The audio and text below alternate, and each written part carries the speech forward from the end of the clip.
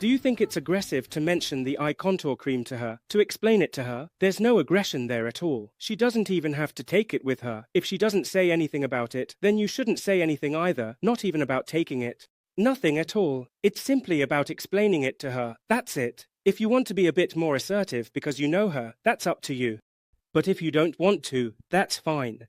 It's much better to do that than to say nothing and just do her upper lip and send her home.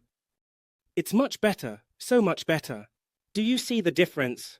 But there's no aggression at all, nor is there any intention to come across as aggressive. But you actually achieve the complete opposite.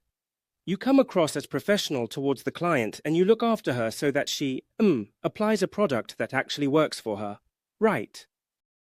Try to change the client's habits, as we've been discussing so far, and above all, take care of the client.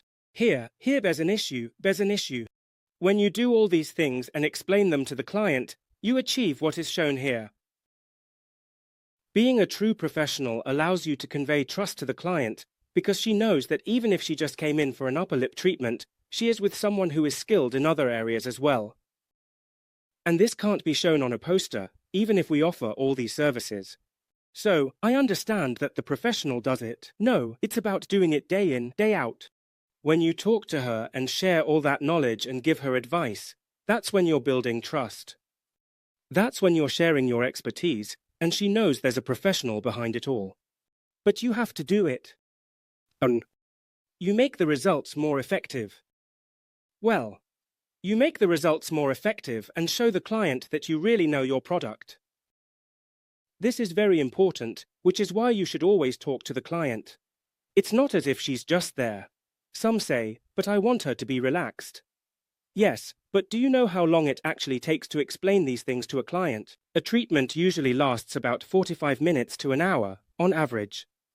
Of course, something like an upper lip takes much less time. But even so, how much time do you actually spend talking to a client to offer her things or to explain things to her? I assure you, it doesn't take more than 2 minutes. It doesn't happen, and if you don't believe me, try it yourself. Get a stopwatch or use your phone and time it. Click to start and try to keep going for 2 minutes. Wait, and you'll think, goodness me, 2 minutes is a lot. But it's incredible. Just so you know, to give you a point of reference, 2 minutes is how long it used to take foreign correspondents to give a summary of the country they were in on the radio.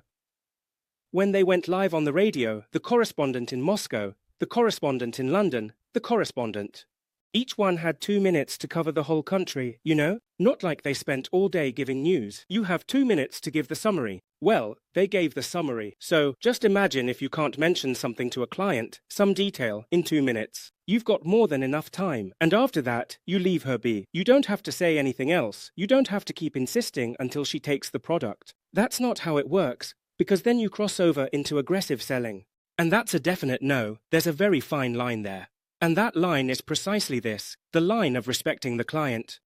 You have to explain things to the client, tell her in order to convey what we mentioned before, professionalism, assurance, trust. She feels comfortable with you because she knows you have expertise in things beyond what she originally came in for. But you can't cross this line, which is the line of respect. And this means that if, for any reason, she asks you the price and you tell her, and she says, "It's not a good time for me to buy the eye contour today." If you then say, "But we have a special promotion so you can take it with you," you're already crossing the line because she told you it wasn't convenient for her. If you want to cross it, that's your risk, it's up to you. But that's when it starts to become aggressive selling, because in a way you're being disrespectful to the client, since she already told you she didn't want it, that it wasn't convenient for her. So, you say to her, "No, it's just that there's a promotion now, but today isn't a good time for me. But look, take advantage, make the most of the promotion because it ends tomorrow. And if you keep going like that, what you're doing is, you're entering into aggressive selling. That really is aggressive selling. Up to this point, no, everything we've done up to here hasn't been aggressive at all. On the contrary, it's been professional. It's aggressive when the client tells you something and you keep insisting. That's being aggressive. But the first part isn't. Do you see there's a very important nuance?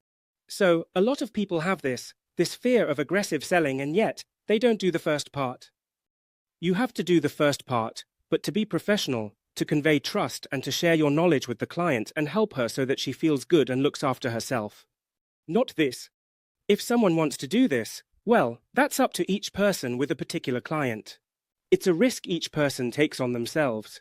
I don't recommend it to you because it has consequences. Generally, the client doesn't feel good about it.